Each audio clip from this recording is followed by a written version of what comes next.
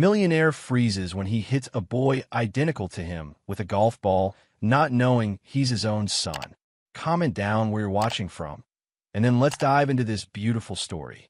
The morning sun cast long shadows across the manicured greens of Oak Ridge Country Club, one of the most exclusive golf courses in Connecticut.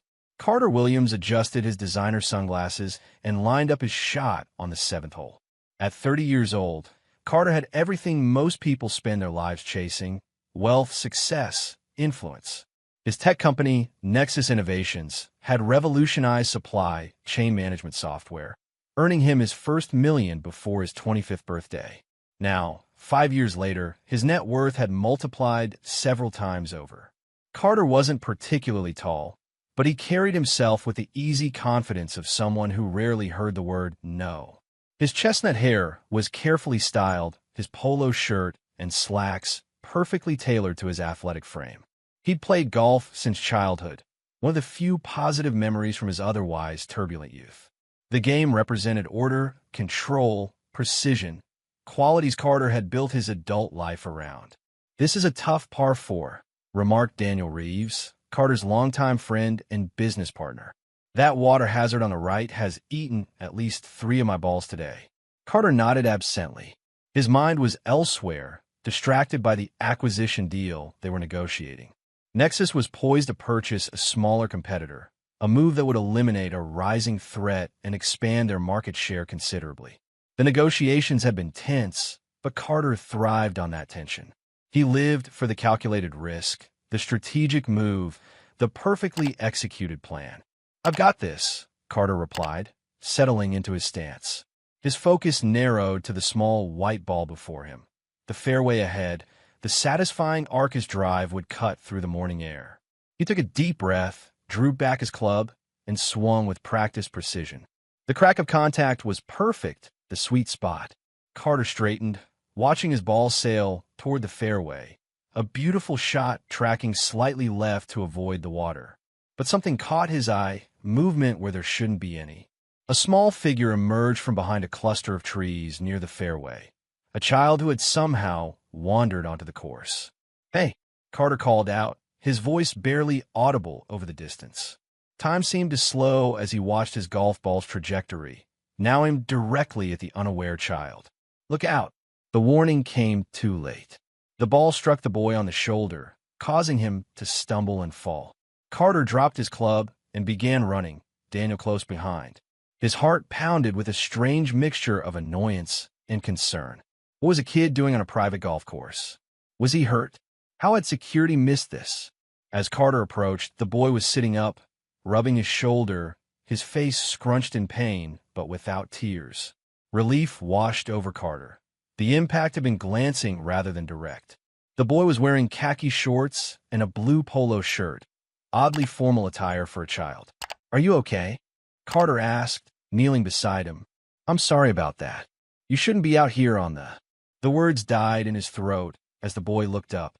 Carter felt the air leave his lungs, his body suddenly cold despite the warm spring day. The face staring back at him was achingly, impossibly familiar. The same deep-set brown eyes with flecks of amber, the same slightly crooked nose, the same small mole just above the right corner of his mouth. It was like looking at an old photograph of himself, somehow brought to life. Daniel's voice seemed to come from far away. "Carter? Everything all right?" Carter couldn't respond. He remained frozen, staring at this child, no more than 7 or 8 years old. Who could have been him 23 years in the past? The same thoughts circled his mind like frantic birds. This is impossible. This can't be happening. Who is this child? "I'm fine," the boy said, his voice clear and confident, so unlike most children his age. It just stung a little. He stood, brushing grass from his clothes with small, careful hands. "What's your name?" Carter finally managed, his voice barely above a whisper. "Ethan," the boy replied, studying Carter with equal intensity, perhaps sensing something strange in the man's reaction. "Ethan Reynolds." Reynolds. The name hit Carter like another physical blow. Amanda Reynolds. 8 years ago. The memory surfaced from somewhere deep. A woman he dated briefly during his senior year of college. ambitious and brilliant like himself.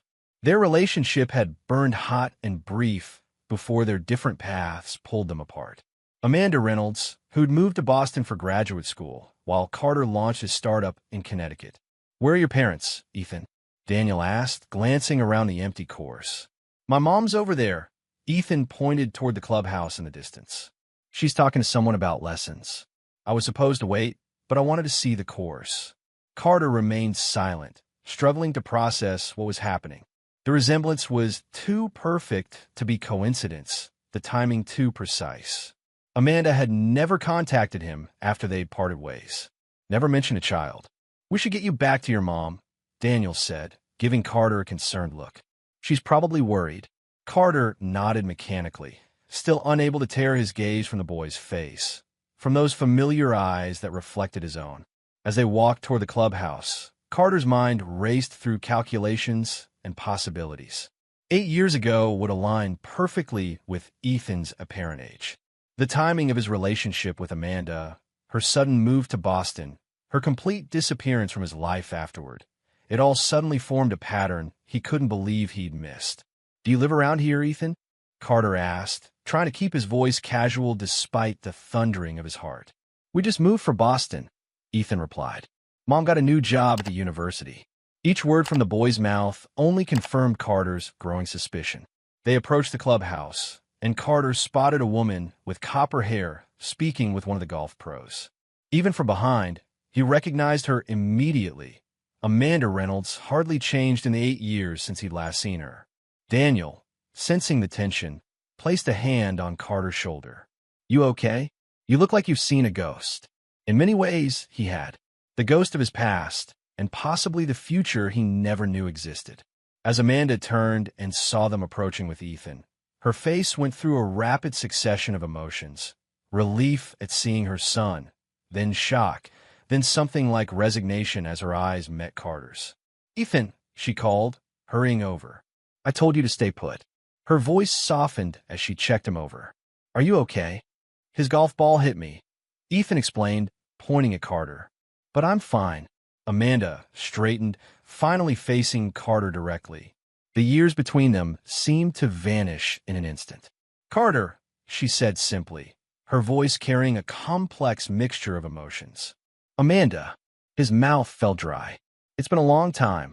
An awkward silence stretched between them, filled with unspoken questions and revelations. Daniel, ever perceptive, gently tugged on Ethan's shoulder. "Hey, buddy, want to see if they have any ice cream inside?" That shoulder could probably use some cooling down. After a hesitant nod from Amanda, Daniel led Ethan toward the clubhouse, leaving the former couple alone on the sunlit path. "He's mine, isn't he?" Carter asked without preamble, his voice low and controlled despite the turmoil inside. Amanda didn't flinch. She'd clearly known this day might come. "Yes." That single word altered Carter's reality completely. He had a son, a child who shared his blood, his features, his DNA. A boy who had been growing, learning, living for 7 years without Carter knowing he existed. "Why didn't you tell me?" The question came out harsher than he intended, edged with 8 years of lost time. Amanda's chin lifted slightly. "You were launching your company. We both agreed our relationship had run its course. When I found out I was pregnant, you were in the middle of your first funding round." She paused. "I made a decision. A decision that wasn't yours alone to make," Carter replied, struggling to keep his voice even. The businessman in him wanted to argue, to counter, to negotiate as if this were a board meeting. But this wasn't business. This was his life, a part of his life he'd never known existed. "Maybe not," Amanda conceded. "But it's done now. Ethan is happy, well-adjusted. He's brilliant, actually." A small, proud smile touched her lips. "He skipped a grade already." Carter felt a strange surge of pride, immediately followed by grief for all the milestones he'd missed. First words, first steps, first day of school. Moments he hadn't even known to mourn until now. "Does he know about me?" Carter asked, dreading the answer. "He knows his father was someone I cared for in college, who went on to build a successful company. He knows you weren't ready for a family." Amanda's gaze was direct, unapologetic. "I've never spoken ill of you, Carter." The implied accusation stone. That she believed he wouldn't have wanted Ethan, that he would have chosen his company over his child. The worst part was that he couldn't honestly say she was wrong. The Carter of 8 years ago had been singularly focused on building nexus, on proving himself to the world, on escaping the shadow of his own troubled childhood. "I want to know him," Carter said finally, surprising himself with the certainty in his voice. "I have that right." "Yes, you do," Amanda agreed, her expression softening slightly. "But this has to be about Ethan, not about your rights or my mistakes. He's a person, not a possession or a project." The words cut deep because they revealed how well she still knew him, knew his tendency to approach emotional situations as problems to be solved, obstacles to overcome. Before he could respond, Ethan and Daniel emerged from the clubhouse, the boy happily licking an ice cream cone. "Mom, they had mint chocolate chip," Ethan exclaimed, oblivious to the weight of the conversation he'd interrupted. Amanda smiled, running a hand through their son's hair. "Your favorite." Watching them together, seeing the easy affection between mother and child, Carter felt like an intruder in a life that should have included him. The realization was disorienting, leaving him uncharacteristically uncertain about what to do next. "We should probably let you get back to your game," Amanda said, her tone polite but distant. "Sorry about Ethan wandering onto the course." "Actually," Carter began, not ready for this encounter to end, "we were just about finished." He glanced at Daniel, who nodded in understanding. "Maybe we could all have lunch. The clubhouse has a great restaurant." Amanda hesitated, clearly weighing the implications. "I don't think that's—" "Please, Mom," Ethan interrupted, looking up at her with hopeful eyes. "I'm hungry, and I want to hear about how far his golf ball went." Carter watched as Amanda's resolve wavered in the face of her son's enthusiasm. "All right," she conceded. "Lunch." As they walked toward the clubhouse together, this strange, improvised family unit, Carter felt a sensation he rarely experienced: complete loss of control. His carefully constructed life, built on strategic decisions and calculated risks, had just collided with a past choice he hadn't even known existed. And now, faced with a child who wore his face and carried his blood, Carter Williams found himself on entirely unfamiliar terrain. A landscape where spreadsheets and business plans offered no guidance, where success couldn't be measured in profit margins or market share. They settled at a table on the clubhouse terrace, overlooking the sprawling green course. Daniel, perceptive as always, made an excuse about needing to take a business call and left them alone. The awkward silence that followed his departure was broken only by the ambient sounds of distant golf swings and clinking silverware. "So, Ethan," Carter began, unsure how to speak to this child who was somehow both stranger and kin, "do you play golf?" "Mom signed me up for lessons," Ethan replied, his eyes bright with excitement. "Today's my first day. The teacher said I have natural talent." Carter felt another unexpected surge of pride. "I started playing when I was about your age, too." "Really?" Ethan's interest was piqued. "Mom said you're really good at it." Carter glanced at Amanda, surprised. "Your mom told you about me?" Amanda shifted uncomfortably in her seat. "I told him you were a friend from college who became successful," she clarified. "Ethan saw your company featured in a magazine a few months ago. Your picture was on the cover," Ethan added. "Mom said she used to know you."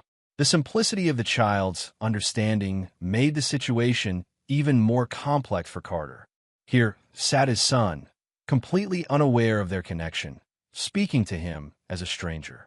The weight of 8 years of absence pressed down on him, years he could never reclaim. As they ordered and began to eat, Carter found himself studying every detail of Ethan.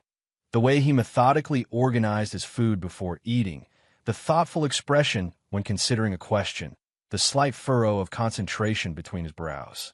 All reflections of himself, all developments he had missed witnessing. "What grade are you in, Ethan?"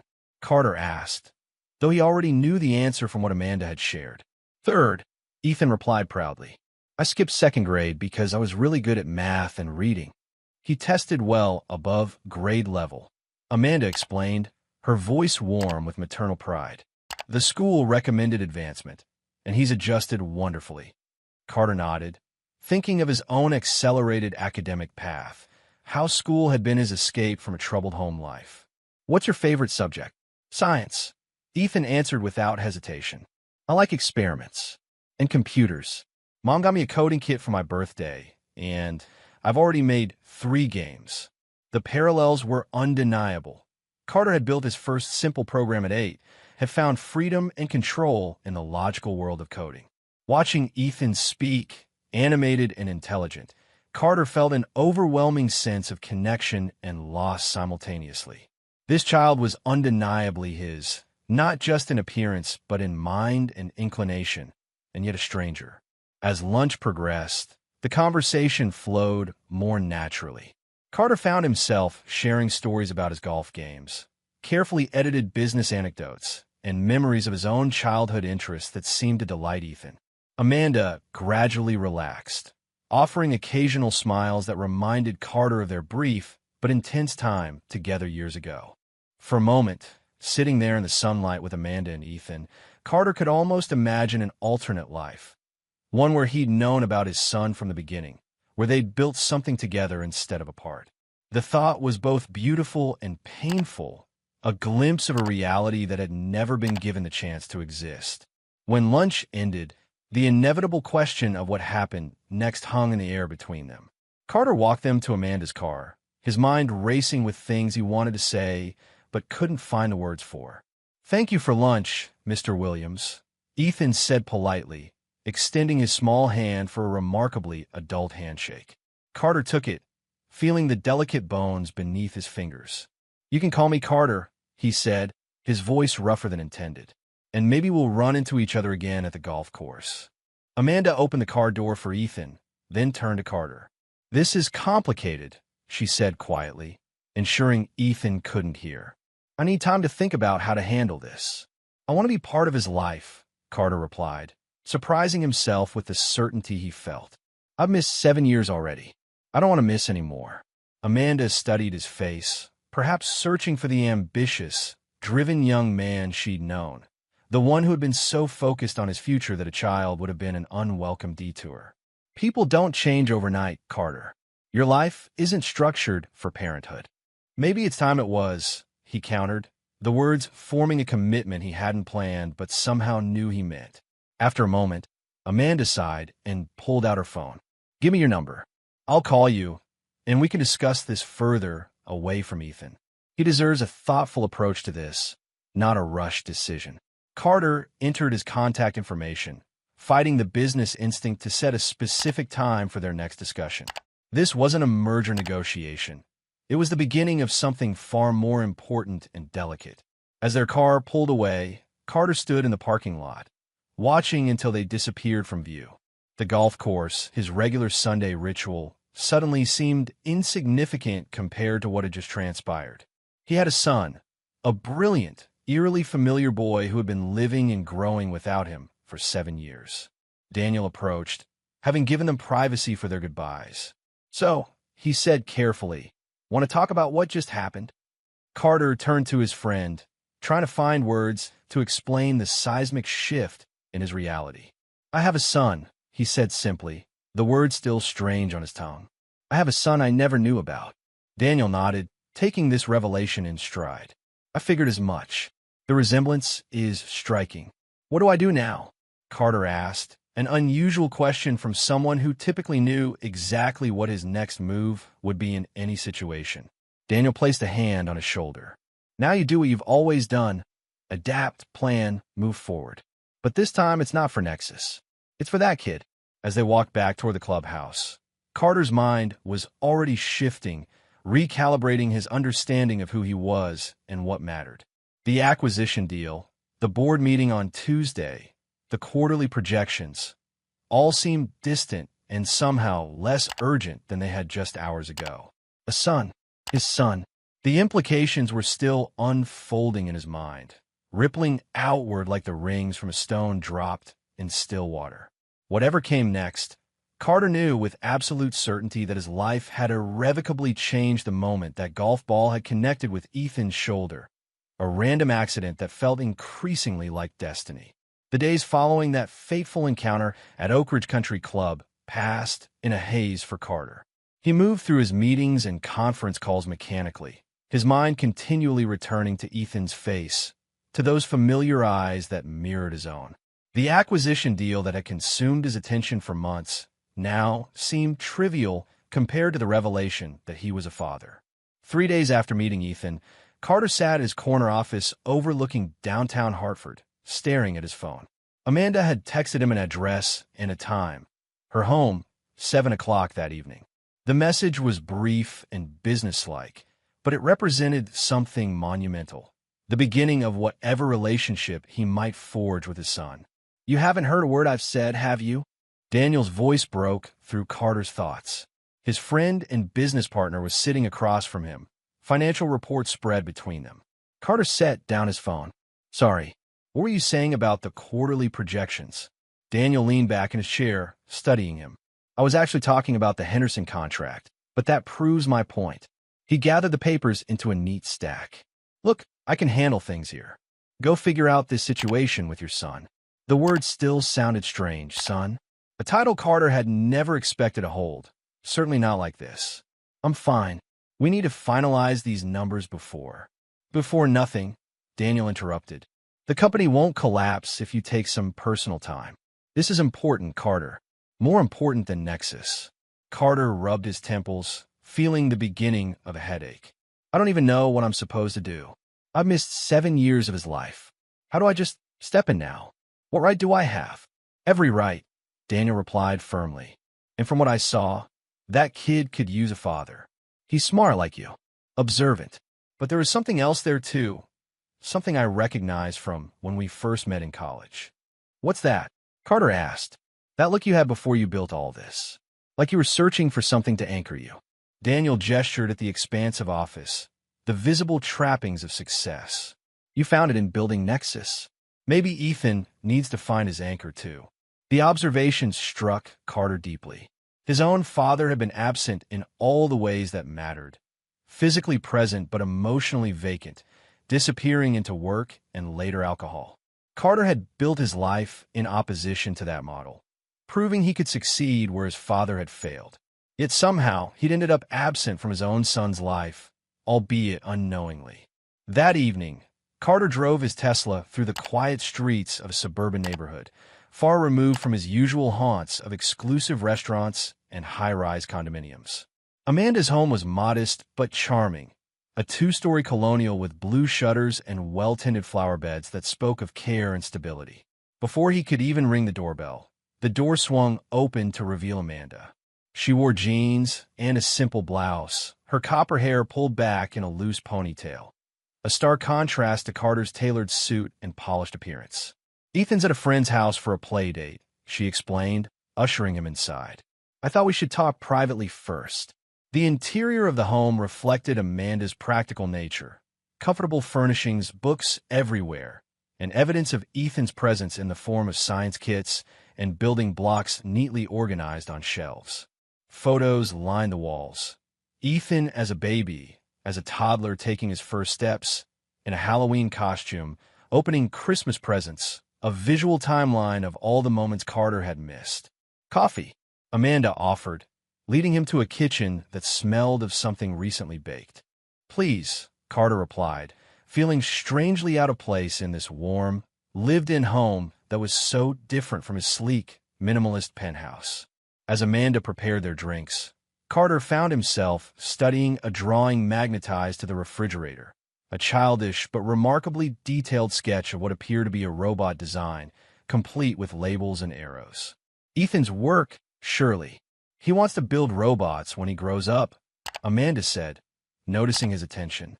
"Last month, it was spacecraft. Before that, underwater research stations." She handed him a mug of coffee. "He has your mind. Always working, always creating." They sat at the kitchen table, an awkward silence stretching between them. 8 years ago, they'd been young lovers with compatible ambitions and fiery personalities. Now, they were virtual strangers connected by a child. "I want to be clear about something," Amanda finally said, her voice gentle but firm. "I didn't reach out to you now because I need anything. We're doing fine financially. I have a good position at the university, and Ethan wants for nothing important. Then why move back here? Carter asked. Why join the country club where you knew I played golf regularly? Amanda's expression softened. That wasn't intentional. The university made me an excellent offer, and the school district here is exceptional. As for the country club, she paused. That was more complicated. Ethan has been asking more questions about you lately. I thought perhaps it was time for him to have the chance to know his father, if you were open to it. So the accidental meeting wasn't so accidental, Carter concluded, unsure whether to feel manipulated or grateful. I didn't plan for him to wander onto the course, Amanda clarified. But I won't pretend I wasn't hoping our paths might cross naturally. Ethan deserves to know where he comes from, and you deserve to know him. She wrapped her hands around her mug. I just wanted it to happen in a way that felt organic, not forced. Carter considered this, finding that he understood her reasoning. I still wish you told me years ago. Maybe I should have, Amanda conceded. But we can't change that now. The question is what happens going forward. Carter had spent the past 3 days contemplating that very question, examining his life and priorities in a way he hadn't done since founding Nexus.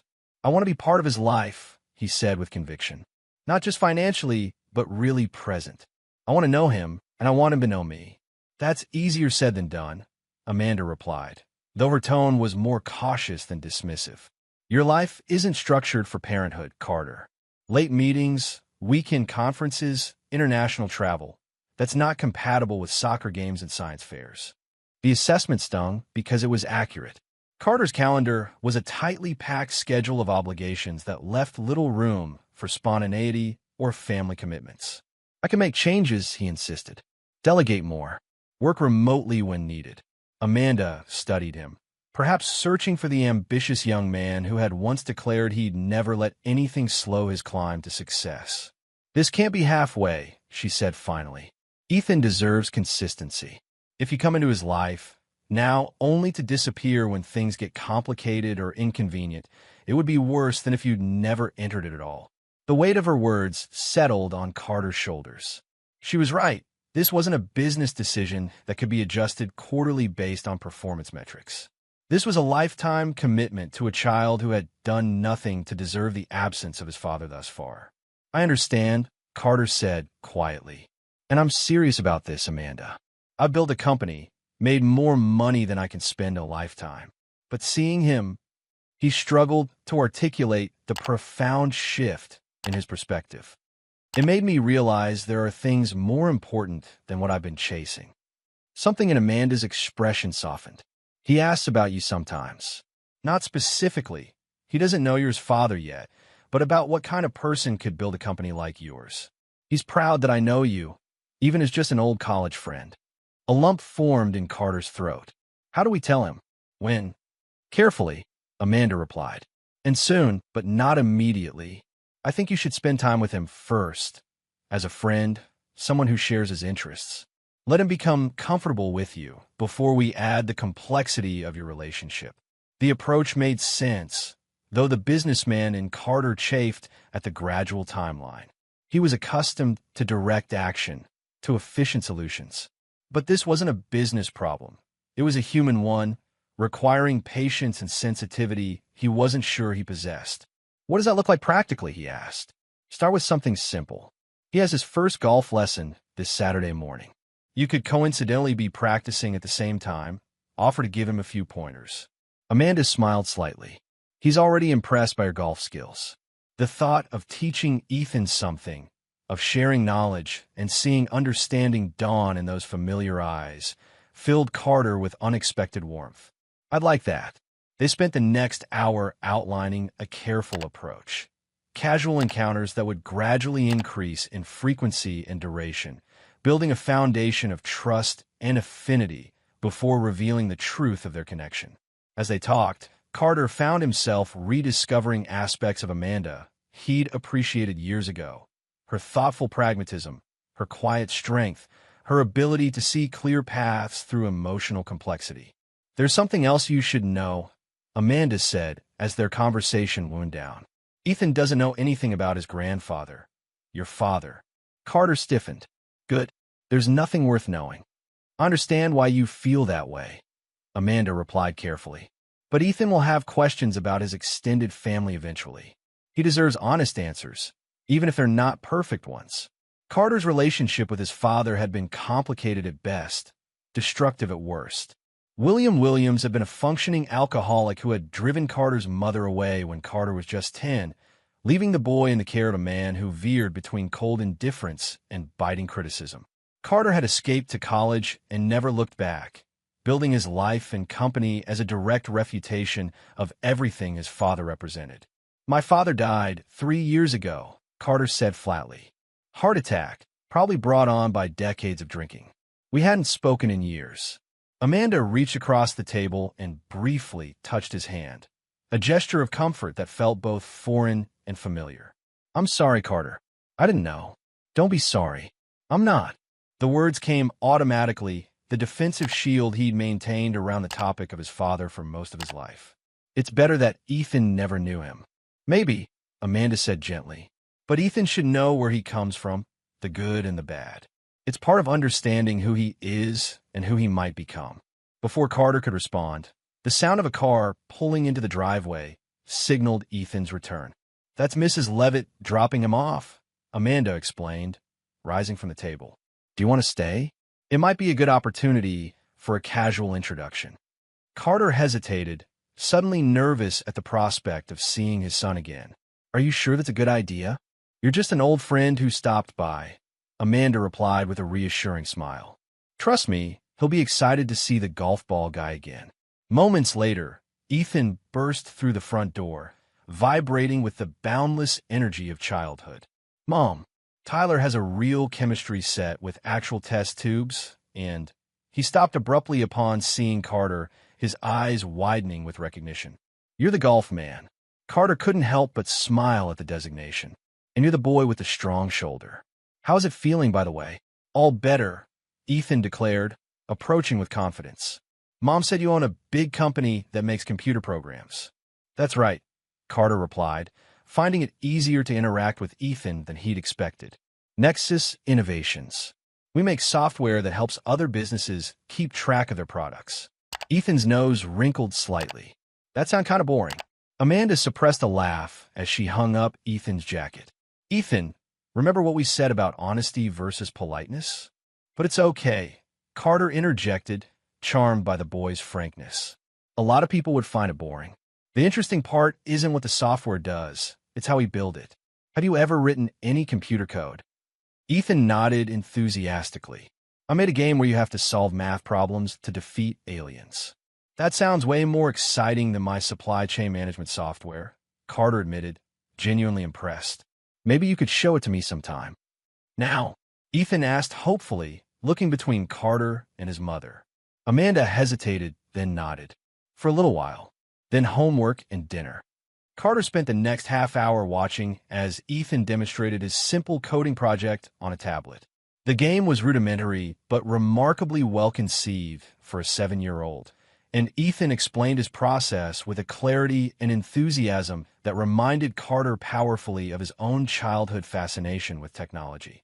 You know, Carter said as Ethan completed his demonstration, I built a robot similar to the one in your drawing when I was about your age. Ethan's eyes widened. A real robot? That moved and everything. It wasn't very advanced, Carter admitted, but could follow a line on the floor and pick up small objects. I used parts from old toys and electronics my mother let me take apart. Could you show me how to build one? Ethan asked, his expression alight with possibility. The simple question pierced Carter to his core. The normalcy of it. The natural way a son might ask his father for guidance. I'd like that, he replied, his voice rougher than intended. Very much. As Carter prepared to leave an hour later, having stayed for dinner at Amanda's invitation, he felt a strange mixture of emotions. Hope, trepidation, an unfamiliar sense of purpose that extended beyond quarterly goals and market capitalization. Standing on the front porch, he turned to Amanda. Thank you, he said simply. For tonight. For how you've raised him. For, his voice caught. For giving me this chance.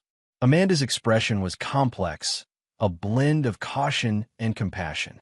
He's an amazing kid, Carter. I've always believed he deserves to know all parts of himself, including you. She paused. Just remember what I said.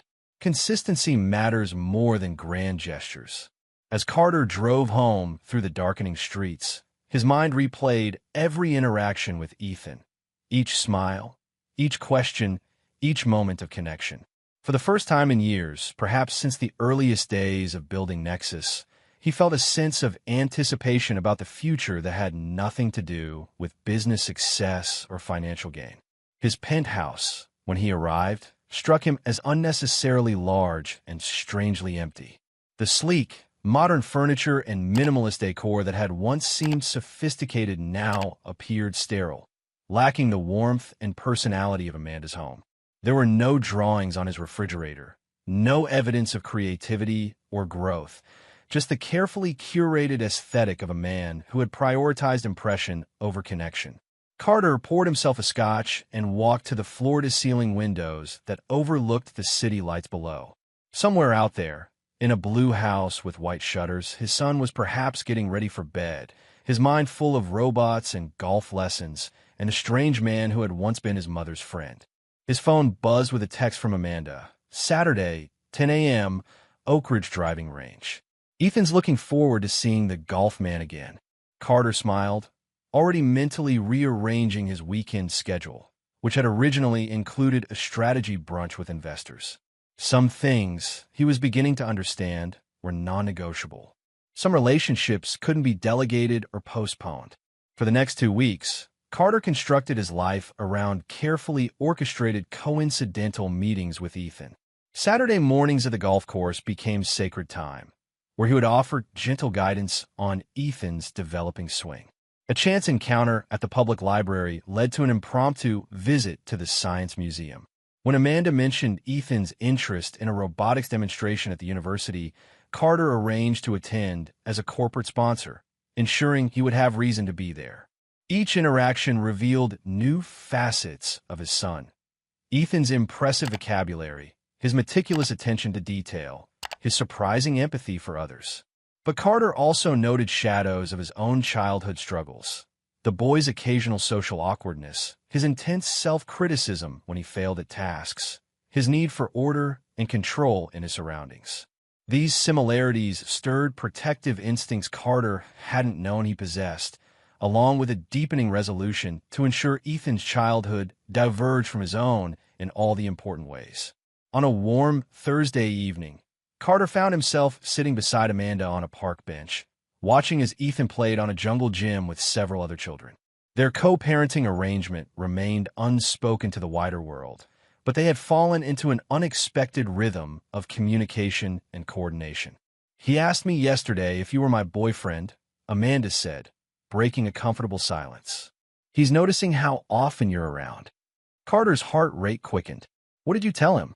"That we're old friends reconnecting," she replied. "But I think it's time, Carter.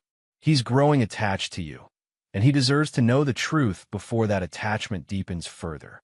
Carter nodded, both eager and apprehensive about the prospect. "How do we do it?" "I've given this a lot of thought," Amanda said.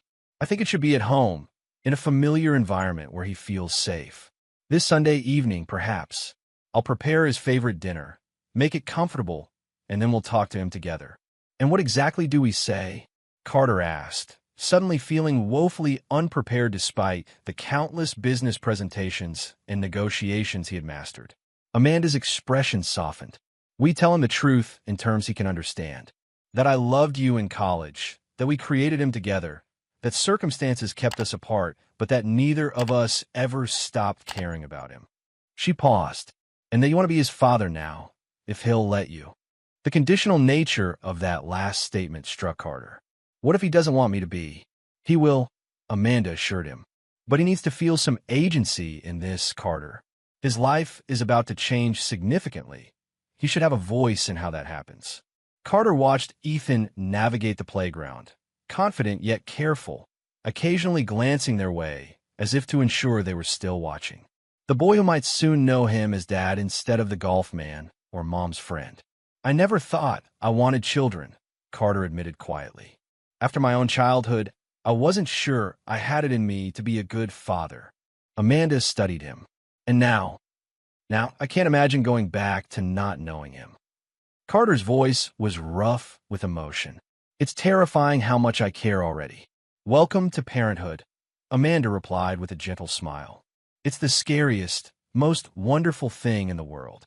As they sat there, watching Ethan play in the fading sunlight, Carter realized they had created a temporary bubble of normalcy, a preview of what family life might look like if they navigated this situation successfully. It wasn't at all what he had planned for his life, but sitting there with Amanda, watching their son, Carter felt a sense of rightness that had eluded him even at the height of his professional success. Sunday came with a weight of anticipation that Carter had never experienced before a business deal, no matter how consequential. He arrived at Amanda's home early, bearing gifts that she had advised should be modest: a beginner's robotics kit and several books on coding for kids. The dinner Amanda prepared, Ethan's favorite spaghetti and meatballs, carried the strange solemnity of a last meal before an execution or the formality of a holiday tradition.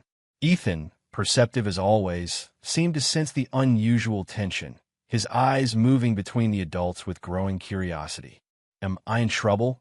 he finally asked as Amanda served dessert, homemade apple crisp that filled the kitchen with comforting aromas. "Not at all," Amanda assured him, exchanging a glance with Carter. "But we do have something important to talk about with you." They moved to the living room, Ethan settling between them on the sofa, suddenly small and vulnerable in a way that made Carter's chest ache. Amanda began the conversation gently, explaining how she and Carter had been more than just friends in college, how they had loved each other but had taken different paths. "Remember how you asked about your dad sometimes?" Amanda continued, her voice steady despite the emotion Carter could see in her eyes. "And I told you he was someone special from college who wasn't ready for a family when you were born?"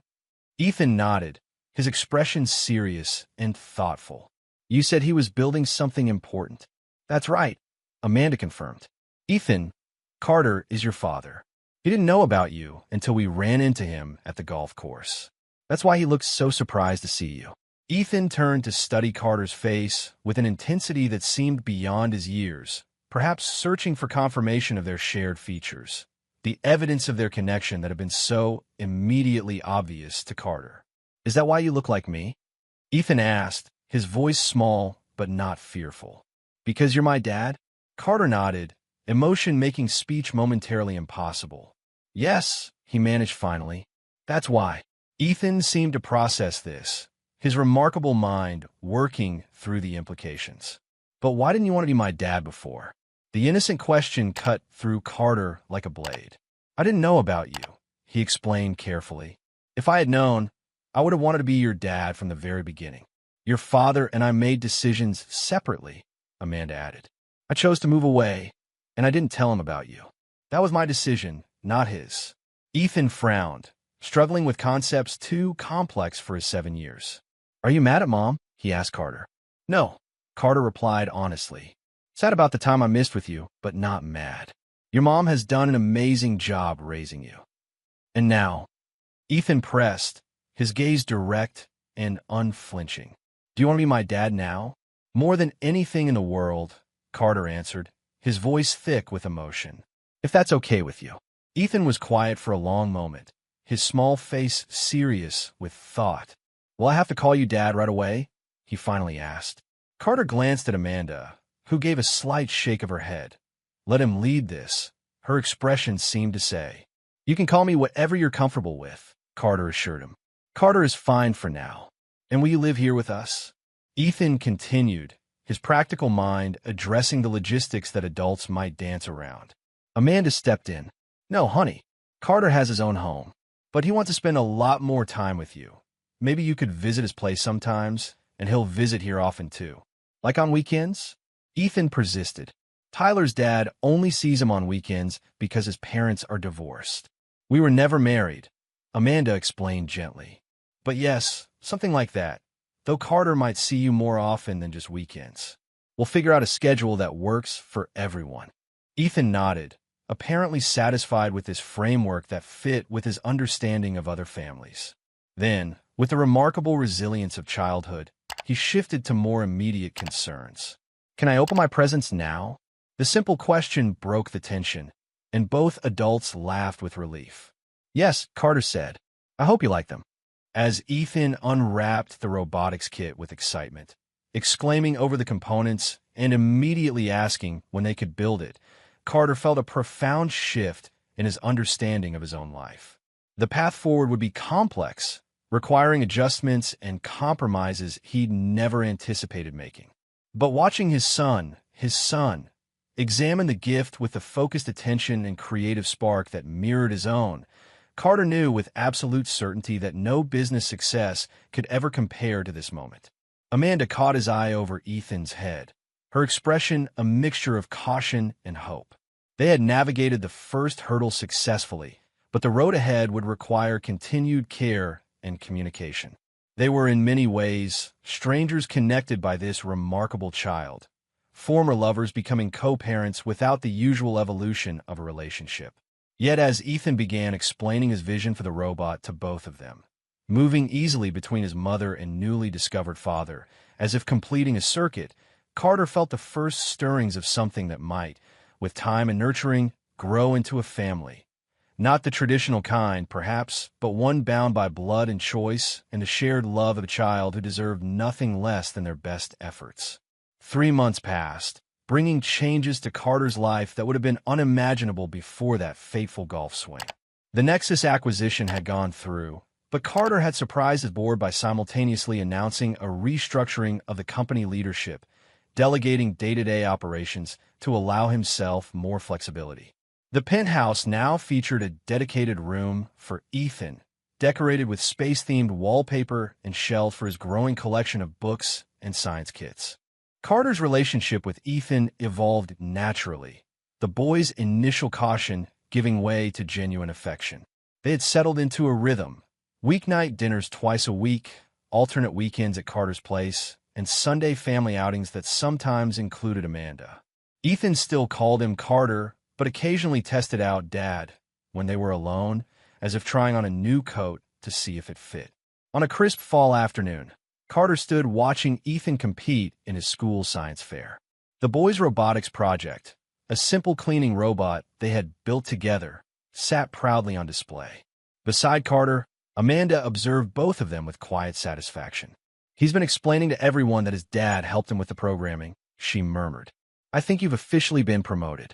A warm feeling spread through Carter's chest. I never imagined this would be so. He struggled to find the right word. Fulfilling, Amanda suggested. Life-changing, Carter corrected. Everything looks different now. Even Nexus. Speaking of changes, Amanda said carefully, have you thought more about that conversation we had last week? About our arrangement? Carter nodded. Their co-parenting had evolved into something more complex. Shared meals that extended after Ethan went to bed, conversations that drifted beyond their son to rediscovering each other as adults.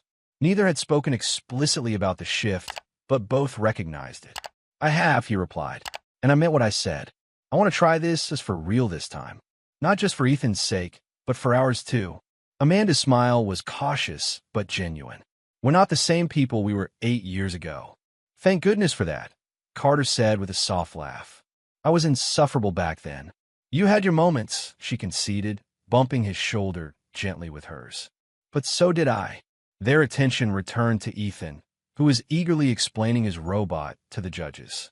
Carter marveled at how this child, this miracle of genetics and circumstance that he'd known nothing about 4 months ago, had so completely reordered his priorities and perspective.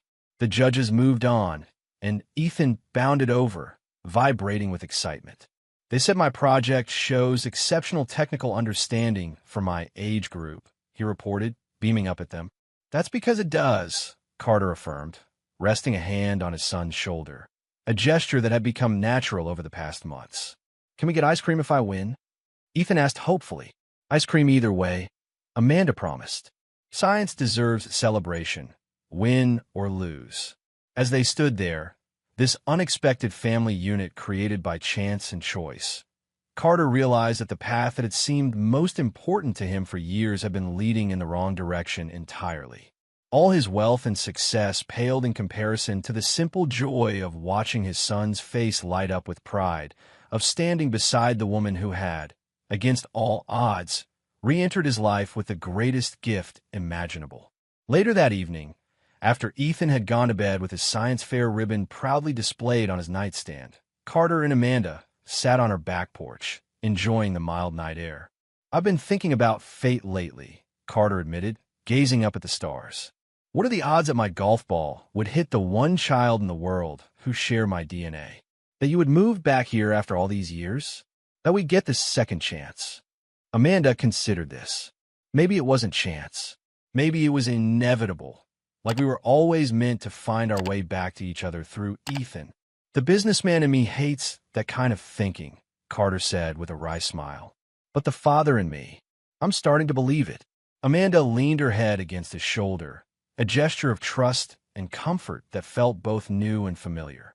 "Whatever brought us here, chance or fate or choice, I'm glad for it." "Me too," Carter replied, wrapping an arm around her shoulders. "Though I still wish I'd known about him from the beginning." "I know," Amanda acknowledged. "But would you have been ready then? Would you have become the man Ethan needs as his father if you hadn't built your life first? If you hadn't learned what truly matters?" The question gave Carter pause. 8 years ago, he had been driven, ambitious, and utterly self-focused. Success had been his only goal, validation his primary need. The man he was then might have gone through the motions of fatherhood, might have provided financially, but would he have been capable of the emotional presence Ethan deserved? Maybe everything happened exactly when it needed to, Carter conceded. Maybe we all needed to become who we are now for this to work. As they sat together in comfortable silence, Carter reflected on how dramatically his definition of success had changed. The metrics that had once seemed so important, market share, quarterly growth, industry recognition, now felt hollow compared to Ethan's smile when he called him Dad for the first time, or the way Amanda's eyes softened when she watched them together. The real wealth in life, Carter now understood, wasn't measured in dollars or stock options or square footage. It was measured in moments of connection, in the privilege of watching a child grow, in the opportunity to love and be loved without condition or expectation. It was measured in second chances and unexpected gifts, in the courage to redefine success when life reveals a more meaningful path. A random golf swing on an ordinary Sunday had changed everything, had introduced him to the boy who carried his features, and his future had reunited him with the woman who now sat beside him under the stars. That moment of impact, when a golf ball struck an unexpected target, had set in motion the most important journey of Carter's life. Not a journey outward toward achievement, but a journey inward toward the things that truly matter. Sometimes, Carter reflected, the most profound changes in life come not from careful planning, but from chance encounters with our own reflection. Whether in a mirror, in another person's eyes, or in the face of a child who carries our features into the future. And in those moments of recognition, if we're brave enough to see them clearly, we discover who we truly are and who we might yet become.